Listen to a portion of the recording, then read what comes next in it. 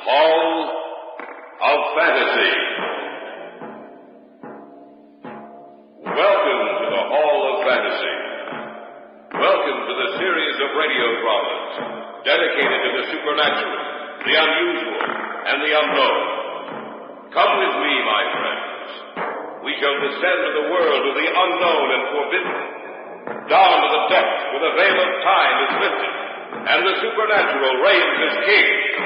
Come with me and listen to the tale of The Masks of Ashor. What's the matter, honey? What's wrong? Oh, I must be going insane. Why? Well, I was asleep. Suddenly, I woke up. A voice seemed to be calling to me. I started downstairs, always listening to that strange, unearthly voice. When I got down here, I walked into the living room and stood by the fireplace looking at the masks of Ashor. And Bert, I saw a pair of eyes in each mask, looking down at me.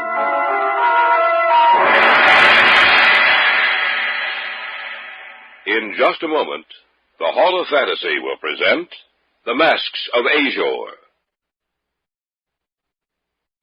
And now for our story. An original tale of fantasy by Richard Thorne entitled The Masks of Ashor.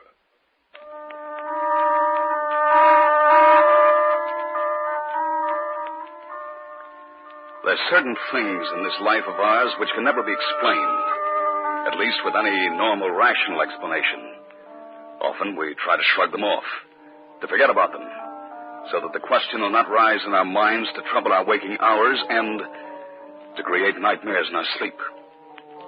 But there are some things which can never be forgotten, and among them are the masks of Ashor.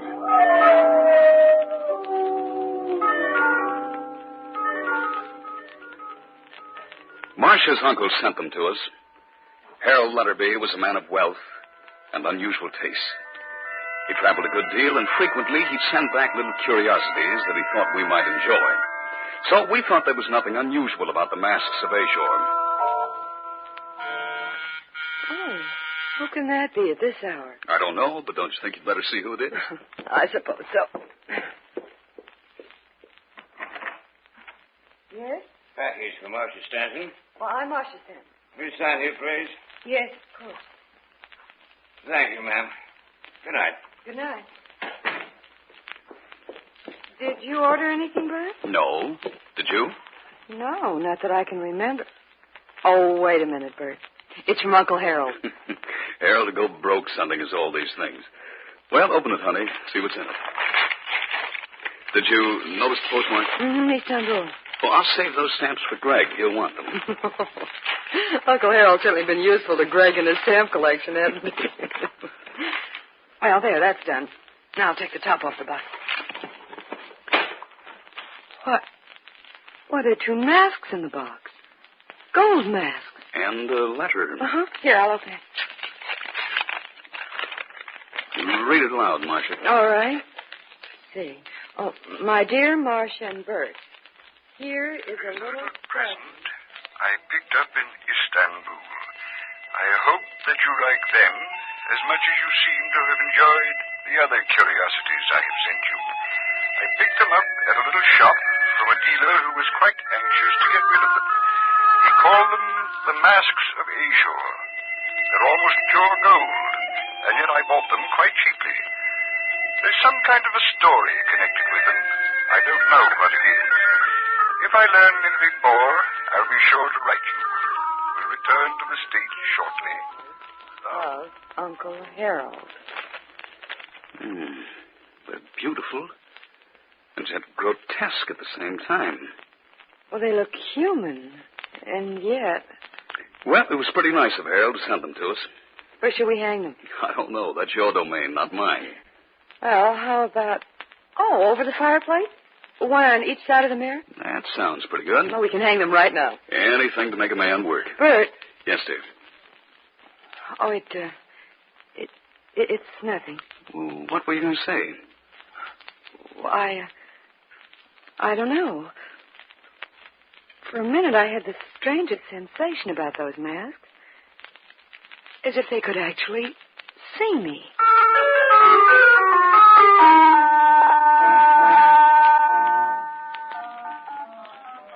didn't take more than a few minutes to hang the masks.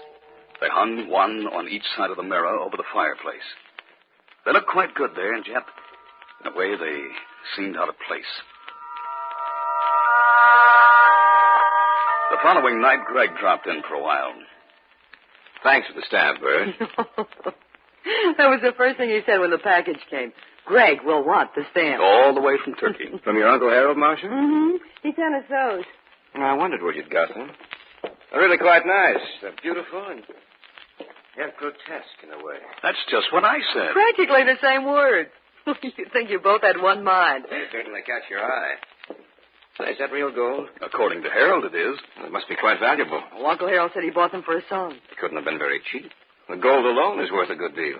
As a matter of fact, Harold said the dealer seemed quite anxious to get rid of them. I wonder why. Well, why worry about it? Do they have a name? Mm-hmm. They're called the Masks of Ashor. Ashor. You know, I've seen that name somewhere before. A-S-H-O-R, I think it's spelled. I can't remember where. Well, don't worry about it. What? Anything wrong, Greg? The holes the masks have for eyes. I thought I saw something, that's all. Saw what? I don't know. For a minute, I thought there were really eyes in the masks, and that they were watching me. Watching every move I made.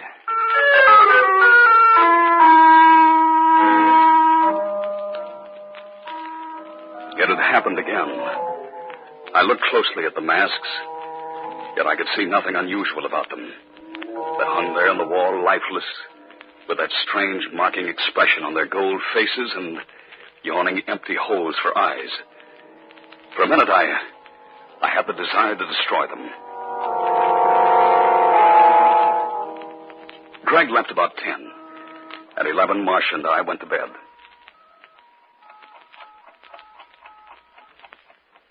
I fell asleep almost at once. I don't know what woke me, but of a sudden I was awake. I looked over at Marcia's bed, only to find it unoccupied. There was no sound in the room.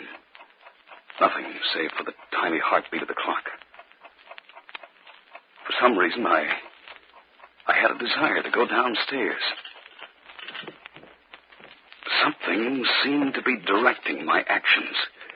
I was fully awake, yet I seemed to be in some kind of trance. I'd started down the stairs. Marcia, is anything wrong? Bert! What's the matter, honey? What's wrong? I must be going insane. Why? Oh, I was asleep. Suddenly I woke up. A voice seemed to be calling me. I started downstairs, always listening to that strange, unearthly voice. When I got down here, I walked into the living room and stood by the fireplace, looking at the masks of Ashor. And Bert, I saw a pair of eyes in each mask, looking down at me. You must have imagined. No, Bert, I didn't. Those masks had eyes, and they were watching me. Watching every move I made.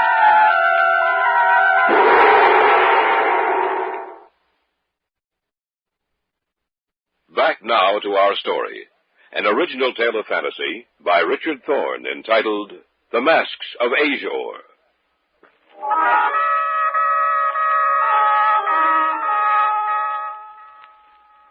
I had awakened in the middle of the night. Something had compelled me to go downstairs. And I found Marcia down there. She was almost hysterical. Those masks had eyes. And they were watching me. Watching every move I made. Wait a minute, Marcia. Take a look at them again. With the lights on. I can't. Of course you can. Take your hands away from your face. There. Now take a look at them. What? They're just as they should be. Of course they are. You imagined you saw eyes, Marcia. Perhaps it was a trick of the moonlight. I guess you're right, Bert.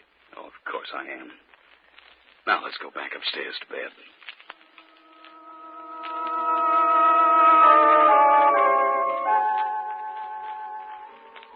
The following day was Saturday, and I didn't have to go down to the office. We both slept rather late that morning. A short time after we'd eaten breakfast... Yeah, I'll get it, Marcia. All right, dear. Telegram, sir. No? If you'll just sign right here. Of course. Yeah, thank you, sir. Good morning. Good morning. Who was it, Bert? A telegram. Well, who'd be sending us the telegram? I don't know. I'll see. Who's it from? Harold. Uncle Harold. What does he say? I'm returning to the States as soon as possible. Taking plane this evening. Be very careful of masks of Ashor. Do not let anyone have them. Am in danger of my life. Harold. In danger of his life? What did he mean? I don't know. But it has something to do with the masks of Ashor.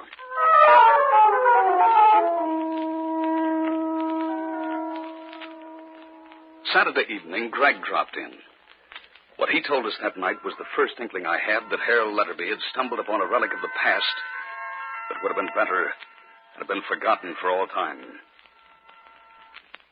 By the way, I did a little research on those masks of yours. Oh? Did you find out anything interesting? Yes, quite a good deal. Well, give us a rundown. I don't know if you'd like to hear it. Why not? It's not very pleasant. Well, tell us anyway. All right. You see, I knew I'd heard the name Asia somewhere.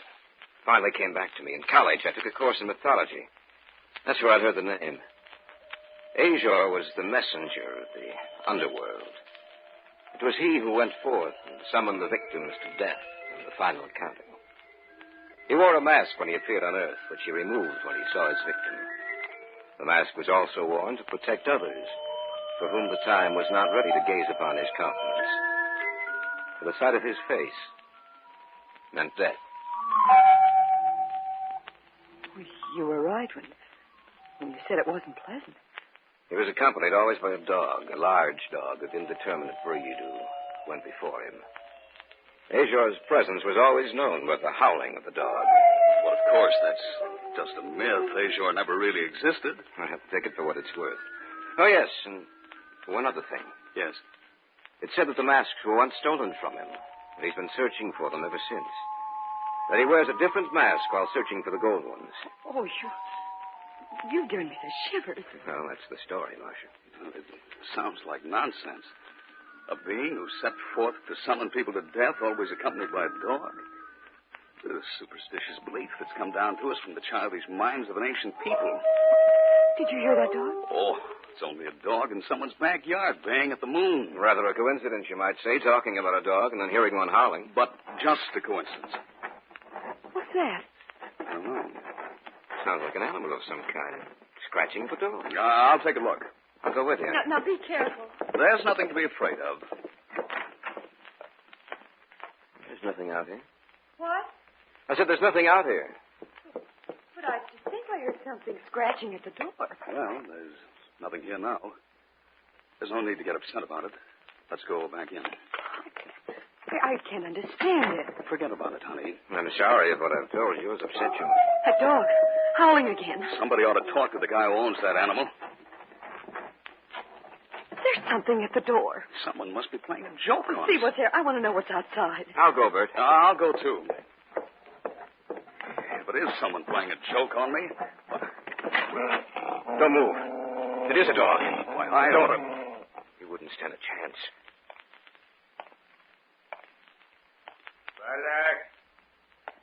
Balak, come here. Must be the dog's owner. Balak, where are you? Quiet, Balak. Are you the owner of this dog? Yes. I'm sorry if he's caused you any trouble. Well, you ought to keep him on a leash. Is everything all right? Yes, everything's all right, Marshal. Oh, your dog, it frightened us. I'm very sorry about that. Balak, you shouldn't run so far away from me. Oh, what are you looking at? I'm sorry. I was looking past you to those masks you have hanging over the fireplace. Quiet. I'd better put the leash on him. If you'll excuse me, I'll be going. Sorry to have disturbed you. Well, we might as well go back inside. Wait a minute. Why? He dropped something. I'm going down to get it. He was a queer sort of fellow, wasn't he? Yes. His face looks so strange. Soft. Almost like rubber. Marcia! What's the matter? Look. He dropped it as he was walking away. He dropped it deliberately. Well, what is it? It's a mask. The mask of Ashor.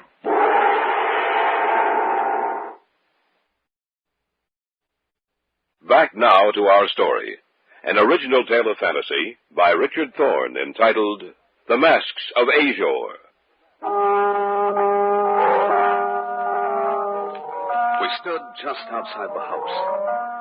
A minute before, the man and his dog had disappeared from our sight. Marcia went down the stairs to the walk where he dropped something. And then she screamed. It's a mask. The mask of Ashor. Here, let me see that. It is a mask. A sponge rubber mask. Remember what I said about his face? Yes, I do. What are we going to do? We can't do anything until Harold gets here.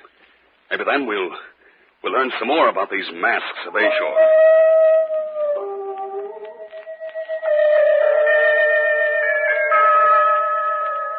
I'm sure that Marcia didn't sleep that night. As for myself, I dropped off occasionally, only to awaken with a start. But each time I looked across the room, Marcia was still in her bed, staring at the ceiling. Occasionally during the night, I heard the sound of a dog howling out there in the darkness. And each time I heard it, the sound of its voice made me shudder. The following afternoon, about 4 o'clock, a cab pulled up in front. Harold Letterby got out and came up the walk leading to our house. I see that you received the masks. Yes. And did you receive the cable? Yes, the following morning. When you bought these masks, you said that the dealer was anxious to get rid of them. Why? Had I known then what I do now, I would never have bought them. I think we know some of the story about Ashor coming to Earth to conduct his victims back to death. And the dog, Bert. Don't forget the dog. Then you know about the dog? Yes. We found out about it last night. Oh? How? It was here. Here? That's right. Then Ashor has found the masks. He knows they're here. He saw them last night when the door was open. Are you sure it was Ashor? After he left, Marcia found a mask. A sponge rubber mask. He will be back, you know. Oh, I wish you'd never found the mask. No more so than I, my dear. A short time after I'd mailed them to you, Ashor paid me a visit. He and the dog. I, too, found a sponge rubber mask after he'd left. The night before last, I saw something behind the mask. Like eyes. We must hide the masks from him. Otherwise, he will claim us all. What are you talking about? I have a plan. It may work, I don't know. Perhaps we can strike a bargain with him. Bargain? Yes, our lives for the masks. We must find someone else who will keep them for us. Greg will do that. Greg? A friend of ours, Greg Hunter. You must tell him it will be dangerous. I will. Good. Get in touch with him immediately, or I am positive that Ashor will return tonight.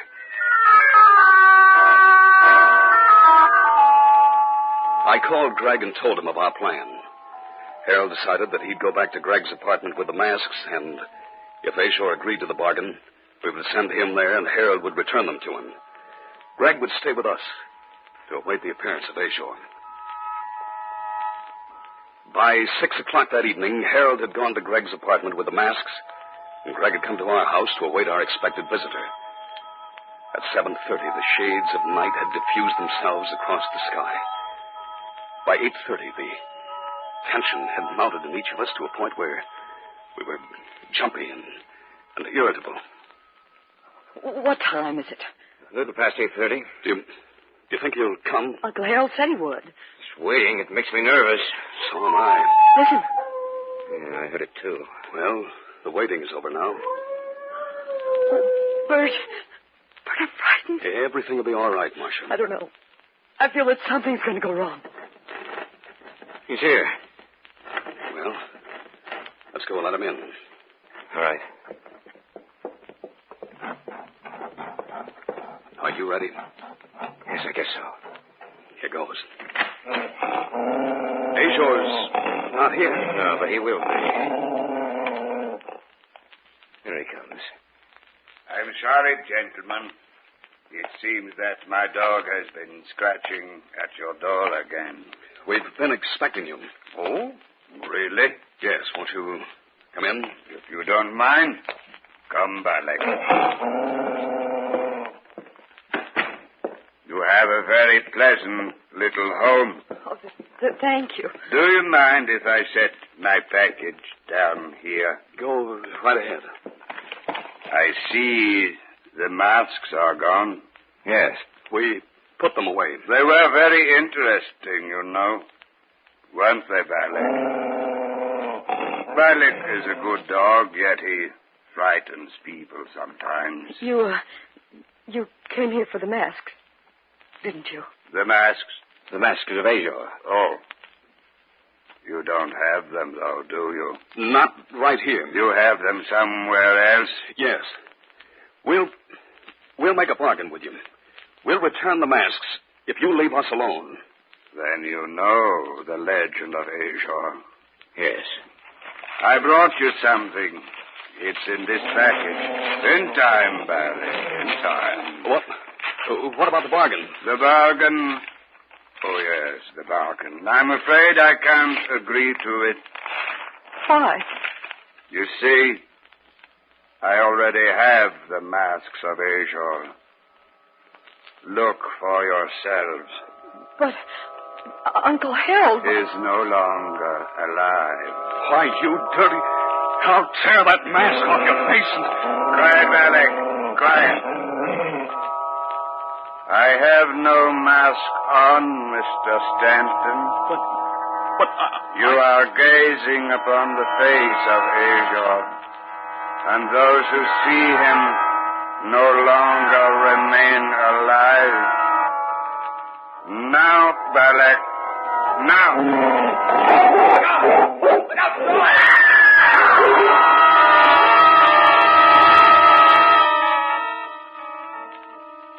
It is time for us to go back, Balak.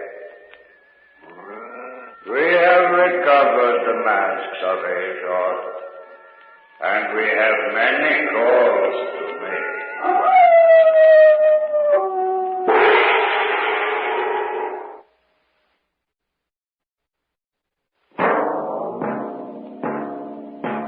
So runs tonight's tale of the unusual, the terrifying, the unknown.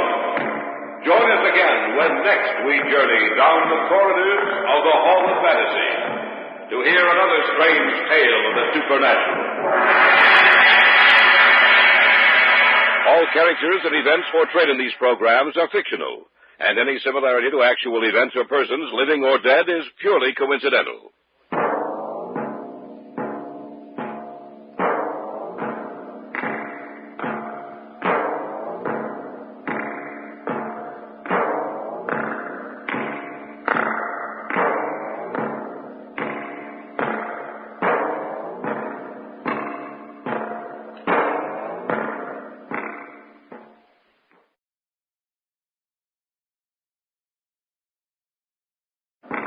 Spooky Ventures is the home for spooky content and spooky merchandise on the web.